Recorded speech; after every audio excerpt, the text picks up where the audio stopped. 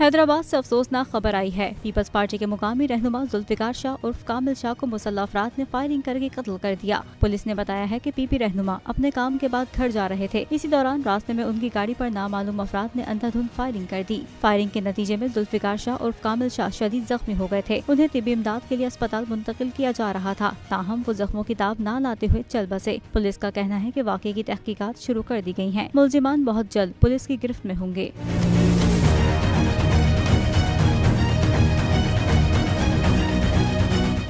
नजर आ रहा है सामने लिखा हुआ है जुल्म मिटने के लिए।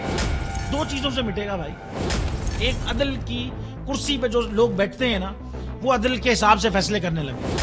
दूसरा, कौम निकल खड़ी हो जुल्म के खिलाफ, तो जुल्म खत्म हो जाएगा। या इन दोनों में से कोई एक चीज हो जाए या दोनों हो जाए। अगर 420 का मुकदमा था, उस वक्त अदलिया में जो लोग बैठे हुए केस देख रहे थे, वो पूछते ना यार चीट हुआ कौन है। जब उनको दिखता कोई चीट नहीं हुआ, केस खत्म कर देते। तो जालिम जुल्म कर ही नहीं पाता। 9 जजेस ने नोट बिफोर किया मेरे केस को यार, 1.5 साल चला। शख्सी जमानत का केस, सेम केस इस्लामाबाद में कर दिया। एक ही इल्जाम पे 2 केस हो नहीं सकते भाई। मतलब 60 दिन का वक्त होता है। 102 दिन के बाद मैं जीत गया, केस भरी हो गया। 102 दिन के बाद अपील फाइल की, एक्सेप्ट कर ली। नहीं करते ना एक्सेप्ट, खत्म हो जाता ना जुल्म यार। भरी अदालत में मुझे बरी कर दिया, फिर पता नहीं क्या हुआ। 2.5 घंटे बाद का नोट बिफोर, मैं नहीं सुनता ये केस।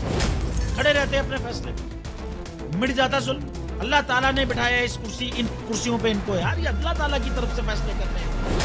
तो या तो ये फैसले आएंगे, जुल्म मिट जाएगा, या कौम खड़ी हो जाएगी जुल्म के खिलाफ।